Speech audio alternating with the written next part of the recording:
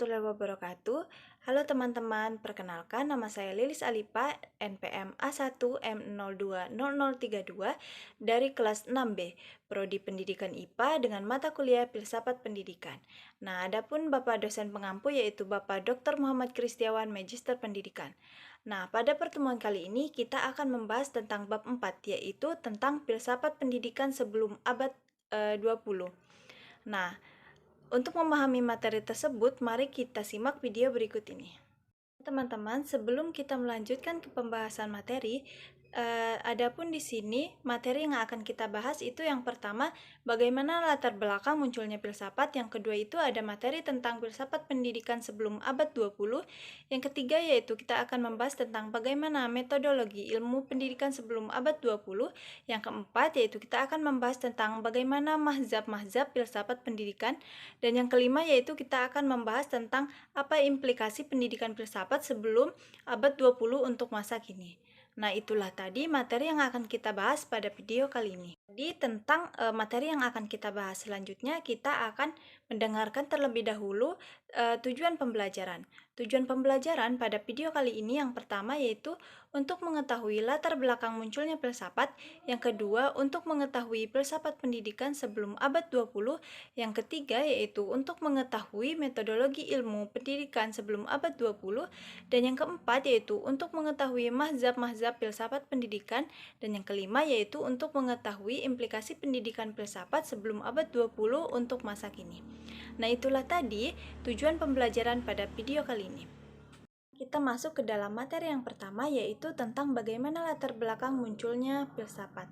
Nah, jauh sebelum manusia menemukan dan menetapkan apa yang sekarang kita sebut sesuatu sebagai suatu disiplin ilmu, sebagaimana kita mengenal ilmu kedokteran, fisika, kimia, dan matematika atau dan sebagainya.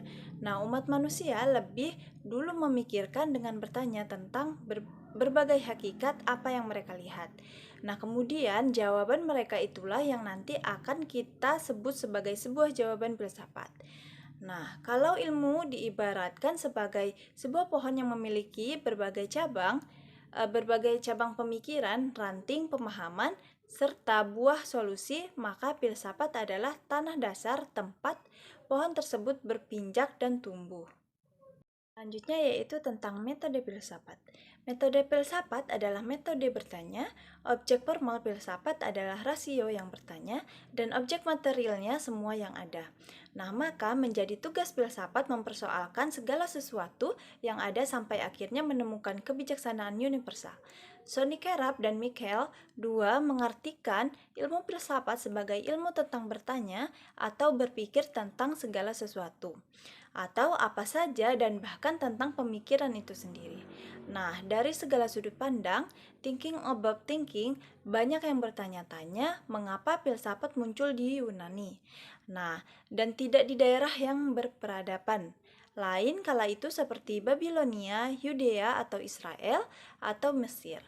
Nah, jawabannya sederhana. Di Yunani tidak seperti di daerah lainnya. Tidak ada kasta pendeta, sehingga secara intelektual orang lebih bebas. Sekarang kita masuk ke dalam materi yang kedua, yaitu tentang bagaimana filsafat pendidikan sebelum abad 20. Yang pertama itu ada perkembangan filsafat umum. Yang A, filsafat Yunani. Filsafat Yunani yang berbeda dari pandangan materialisme dikemukakan oleh Plato, kemudian dilanjutkan oleh Aristoteles. Aliran filsafat yang mereka kembangkan adalah aliran idealisme. Nah, menurut Plato, dunia pengalaman ini merupakan bayang-bayang dari dunia ide.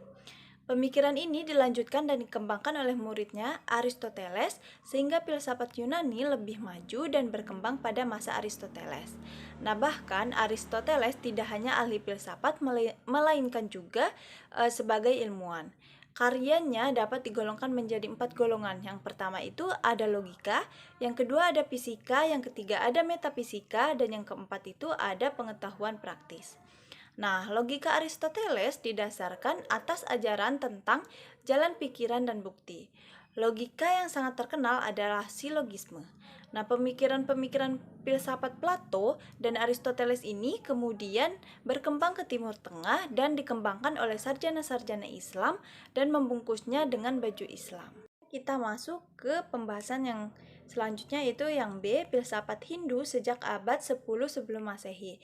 Perkembangan filsafat Hindu sejalan dengan perkembangan filsafat Yunani, bahkan ada ahli yang mengatakan adanya kesamaan konsep mitologi Hindu dengan Yunani. Nah, filsafat Hindu ini tertuang dalam konsep Vedisme, Brahmanisme, dan Buddhisme. Vedisme adalah keseluruhan alam pikiran India yang merupakan filsafat dan agama. Nah, Vedisme berhubungan dengan konsep hidup bangsa Arya yang berpindah dari Iran ke tanah datar Sungai Indus. Nah, mereka hidup lebih teratur dan menjaga kemurnian darahnya agar tidak bercampur dengan darah penduduk setempat. Nah, walaupun lama-kelamaan pencampuran darah itu terjadi juga.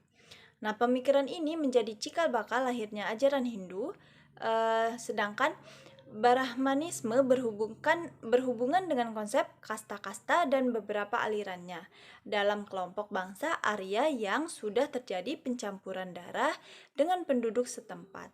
Nah, bangsa Arya berada pada dua kasta tertinggi, sedangkan bangsa setempat menjadi dua kasta terendah.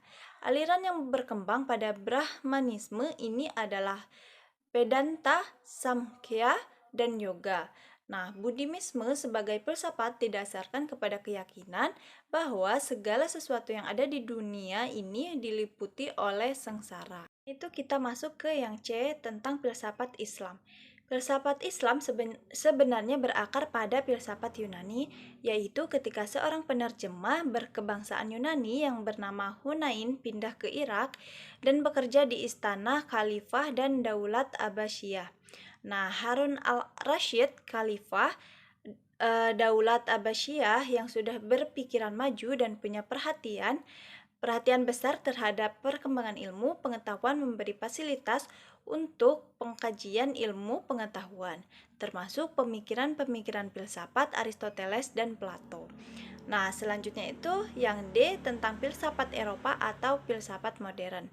Filsafat Eropa adalah filsafat modern yang berkembang sejak munculnya keinginan untuk menjadikan alam pemikiran klasik sebagai pedoman bagi perkembangan ilmu pengetahuan dan kebudayaan yang dikenal dengan istilah Renaissance. Alam pemikiran klasik Yunani sempat ditinggalkan oleh orang Eropa ketika berlangsungnya Kristenisasi di Eropa. Sekarang kita masuk ke bagian yang kedua, yaitu tentang perkembangan filsafat pendidikan. Yang A itu ada tentang pengertian filsafat pendidikan. Filsafat pendidikan adalah pelaksanaan pandangan falsafah dan kaidah falsafah dalam pendidikan yang mencerminkan satu segi dari segi pelaksanaan falsafah umum dan menitik beratkan kepada pelaksanaan prinsip-prinsip dan kepercayaan-kepercayaan yang menjadi dasar falsafah umum dalam menyelesaikan masalah-masalah pendidikan secara praktis.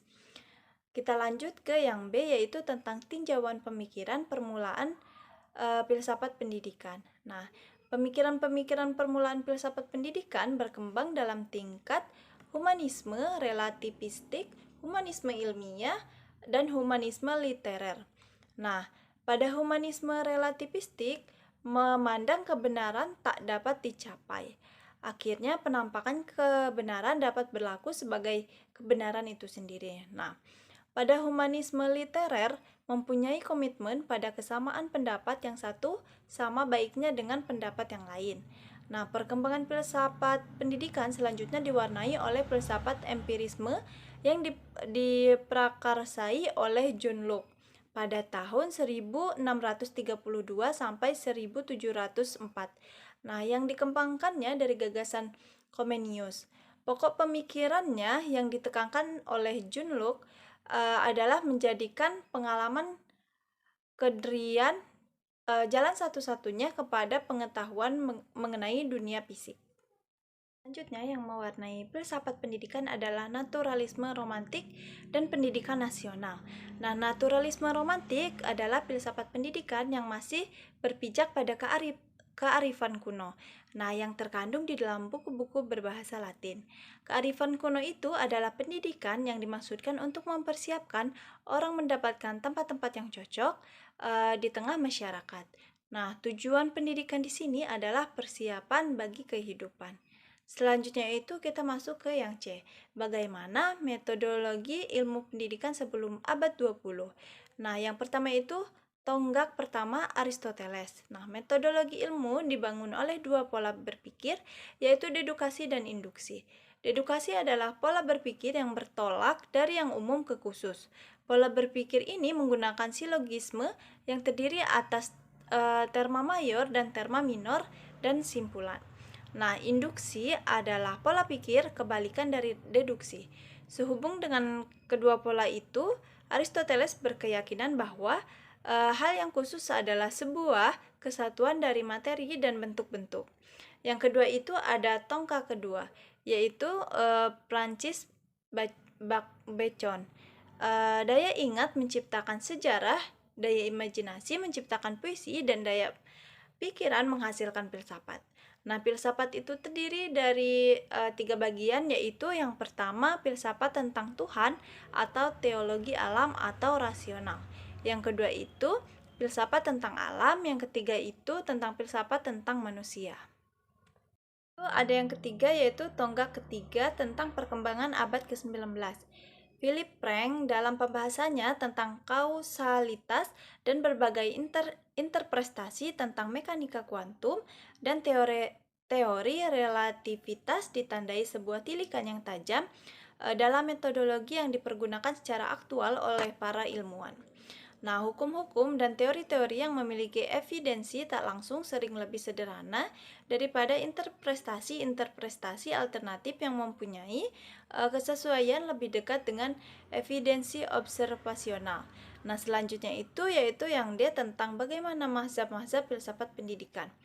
Nah, mazhab-mazhab filsafat pendidikan yang ditelusuri sebelum abad ke-20 ada 3 mazhab, yaitu mazhab idealisme, realisme, materialisme, dan mazhab-mazhab yang lain kebanyakan tumbuh di akhir abad ke-19 dan berkembang pada abad ke-20 seperti pragmatisme, eksistensialisme, progresivisme, dan perennialisme, serta esensialisme dan rekonstruksionisme.